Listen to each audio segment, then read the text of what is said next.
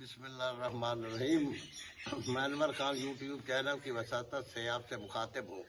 پچھلے ولاگ میں جو ہم نے بات کی تھی وہ جنگ احد پہ کی تھی، لیکن کچھ بات رہ گئی تھی، اور وہ ایسا واقعہ ہے جو اس جنگ کے دوران ہوا ہے۔ پہلے سے بھی جاننے والے اس واقعہ کو سنتے بھی آئے ہیں، جانتے بھی ہیں، لیکن ایک تاریخ اسلام نہیں بلکہ تاریخ عالم میں دشمنی کی ایک بدترین مثال قائم ہوئی اس جنگ کے دوران۔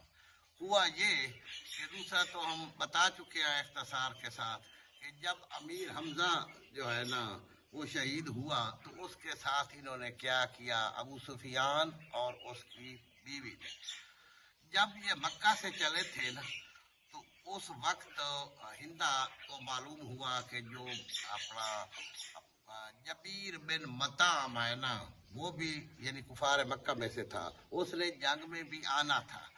اس کے پاس جو وحشی غلام ہے اسے بہت تجربہ ہے نیزہ مارنے کا، اور تاک میں بیٹھ کر اگر اس کو ٹکا دیا جائے ایسا دشمن کہ اس کی ہٹ میں ہو، دوسری جنگ میں وہ نہ شامل ہو، کہیں ایسا نہ ہو کہ وہ مارا بھی جا سکتا ہے، لیکن وہ نیزہ مارنے کا بہت ماہر ہے۔ تو اس نے بلوا بھیجا ہندا نے، اسے کہا کہ میں یہ جو زیور پہن رہی ہوں اس زمانے میں زیور بے پناہ تھے، ان کے پاس تاجر تھے، ویسے بھی سردار تھے۔ تو ہندا نے کہا کہ یہ سب زیور میں آپ کو انعام میں دے دوں گی، اس کے بعد بھی جو کچھ ہو سکا انعام واپسی پر دوں گی، تم نے کوئی اور جنگ نہیں کرنی، نہ جنگ میں شامل ہونا ہے۔ امیر حمزہ کو جانتے ہو؟ اس نے کہا میں جانتا ہوں، ایک دو ملاقاتیں ہوئی ہیں۔ اس کے علاوہ اس نے کہا کہ میں نشاندہی کے لیے کچھ خواتین کو بھی متعین کروں گی، جہاں وہ لڑ رہا ہو تو تم نے اس کی تاک میں بیٹھ کر اس کو نیزہ مار کر شہید کرنا ہے، یعنی قتل کرنا ہے، اور ساتھ ہی اگر تم اپنے مقصد میں پورے ہو جاتے ہو تو یہ کام بھی کرنا ہے، ہو سکتا ہے ہم ذرا مطلب عورتیں ذرا دور ہوں، آپ نے اس کا پیٹ چاک کر کے جگر کاٹنا ہے، جگر کاٹ کر مجھے آ دینا ہے، تو اسی وقت میدان جنگ میں میں زیور یہ اتار کر آپ کو دے دوں۔ ویسی کی تو چارے انگلیاں اپنا تھی گھی میں، اس نے کہا ٹھیک ہے جی میں ایسا ہی کروں گا۔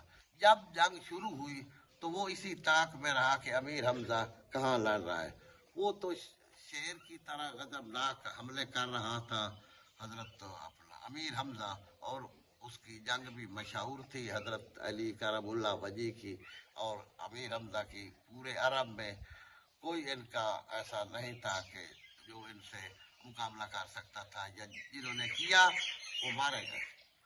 بہرحال وہ تاک میں بیٹھا، جب امیر حمزہ ادھر جنگ میں مشغول تھا، لڑ رہا تھا، تو اس نے اپنا نیزہ ایسے نشانہ باندھ کر مارا کہ حضرت امیر حمزہ کی کمر میں نیزہ لگا اور اپنا مسانے سے نکل گیا۔ مسانے سے جب پار ہوا تو لازمی بات ہے اتنی بڑی ضرب تھی، حضرت امیر حمزہ گر پڑے، وہ گرے ہیں، اس نے ادھر ادھر دیکھ کر فوراً دوڑ کر آئے آپ کی لاش پہ، اور چھری بھی اس کے ساتھ پاس پہلے سے موجود تھی۔ اس نے جگر کاٹا، پیٹ کاٹ کر جگر کاٹا، اور فوراً وعدے کے مطابق ہندا کے پاس لایا۔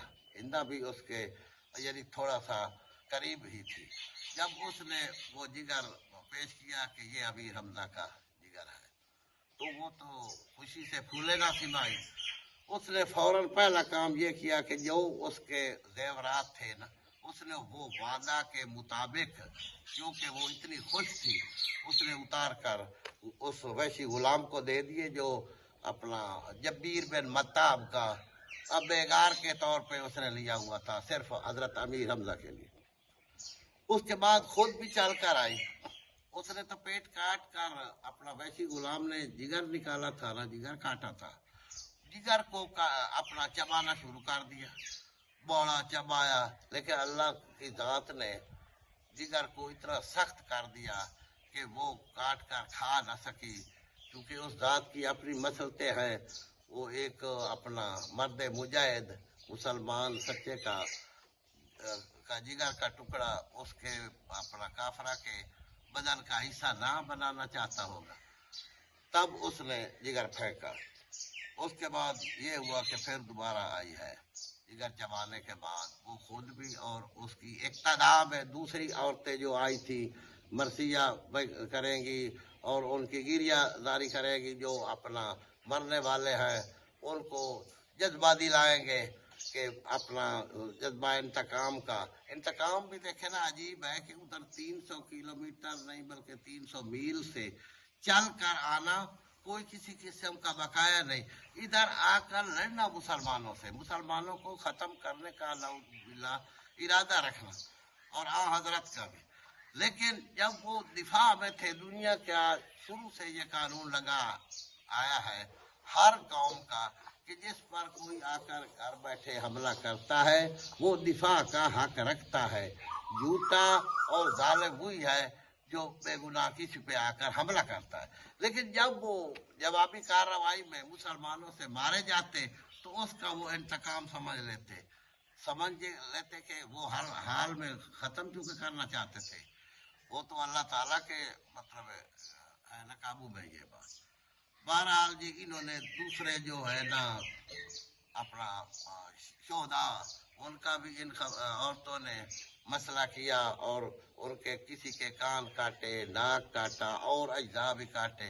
इस हिंदा ने भी अमीर हमजा के कान काटे, नाक काटा, जिस्म के और अज़ा भी काटे। उन्हें धागे में परोकर कंगन बनाए। हर तवारीख में ये सबूत आता है। वो कंगन पहनकर मक्का वापस गई। वो जो था लड़ाई में थोड़ा सा जो पलड़ा उनका भारी रहा था, वो तो मुसलमानों की वो तीरंदाजों की गलती थी कि हज़रत सल्लल्लाहु अलैहि वसल्लम की हुक्म अदूली की थी उन्होंने।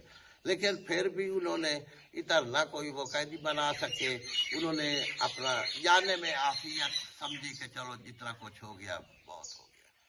बहरहाल जी हजरत अमीर हमजा की लाश वही पड़ी थी। उनका कान भी काट लिए गए, नाक भी काट लिया गया, जिगर निकाल कर वो चबाती भी रही अपना हिंदा। उसके बाद बारी आई उसके खामिद की। अच्छा भला चलो काफिर था, मतलब सरदार था एक कबीले का, बनी उमैया का। फिर आ जाता है अबू सुफियान। अबू सुफियान पूछता पूछाता कि अमीर हमजा की लाश कहाँ पड़ी है। उसने आकर अपना नेजा जो है ना, यानी कि शहीद हो चुके थे हजरत अमीर हमजा, पहले भी उसकी लाश की काफ़ी बेहरूती उसकी बीवी ने करवाई थी, लेकिन उसके बावजूद उसे कोई तरस नहीं आया, कभी ऐसा नहीं हुआ। अबू सुफियान ने नेजा चबो दिया हजरत अमीर हमजा के मुंह में और जोर से जब छुपा भी रहा था और बात ये कर रहा था, ए नाफरमान, देखो उल्टा हजरत अमीर हमजा नाफरमान थे जो अल्लाह की तरफ तुम्हें बुलाते थे और उनका कोई गुनाह नहीं था। और कह रहा था ए नाफरमान, इस तकलीफ को चख, यानी जो मेरी बीवी ने तुम्हें दी है और जो मैं आपको दे रहा हूँ।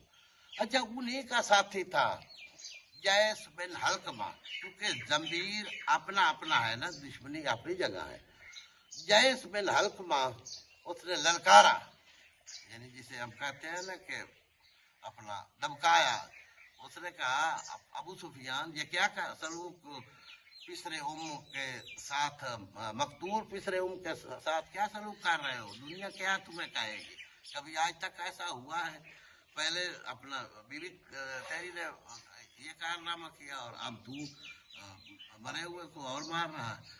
तो जब उसने काफी उनको झाड़ पिलाई ना जैस बिन हल्कमा ने और मुजम्मत की कि ये कोई अखलाकी तकाजा है, उस वक्त उसे कहने लगा, वो अपने जुर्म पे कुछ पर्दा डालने के लिए या भाई ये बात इधर उधर फैल गई तो मेरी बेइज्जती होगी। हालांकि एक जैस तो नहीं देख रहा था और भी काफी देख रहे थे, कुछ उसके अपने अपना हम ख्याल भी थे। तो कहने लगा यार लग्जिश हो गई है, आप ऐसा करें कि इस बात को मख्फी रखना। लग्जिश हो गई यानी खुद भी अपनी वो गलती या ज्यादती मानने पे मजबूर हो गया। और वही जो थे दूसरे शोधा के अपना अज़ा जिस्मानी, वो भी वो औरतें लेकर आई اور تقریباً ہر اجزاء انہوں نے کاٹا، ہر شرم و حیا کی حدیں پار کر دی، اس کے کنگن بنائے، نہ جانے کون کون سے اجزاء تھے جو ان کے ہاتھ میں پورے آنے تھے، اپنا کنگنوں کے لیے جو پھر مکے آئیں وہ خواتین اور ہر ایک کو دکھایا۔ اس حد تک وہ چلے گئے تھے، تعصب اور نفرت اس حد تک پائی جاتی تھی ان میں، حالانکہ رشتہ دار تو تھے حضرت صلی اللہ علیہ وسلم کے 3-4 پشتوں سے بعد تو ایک ہی عبد مناف کی اولاد ہے، لیکن شروع دن سے اتنا تعصب اور اتنی نفرت انہیں تھی بنی ہاشم سے کہ کوئی کام بھی، لیکن کام ایسا چلا آیا ہے کہ یہ ایک طرف بھلائی کرتے ہیں، اچھائی کرتے ہیں، اور وہ دوسرے جو ہے ظلم بنی امیہ، ظلم زیادتی اور برائی کی طرف راغب رہے ہیں، اور ان کی عزت تھی معاشرے میں جو انہیں ہر حال میں نہیں پاتی تھی۔ تو وسلام، یہ سلسلہ آگے چلتا رہے گا، آپ سبسکرائب بھی کریں چینل کو، لائک بھی کریں، اور اچھی بات دوسروں تک پہنچانا صدقہ جاریہ ہے، اسے شیئر بھی کرنا۔ ہم نے تو تاریخی حقائق دکھانے ہیں، فیصلہ سننے والوں نے کرنا ہے، ہمارا ایسا کوئی مقصد نہیں کسی کی دلہ داری کرنا وغیرہ۔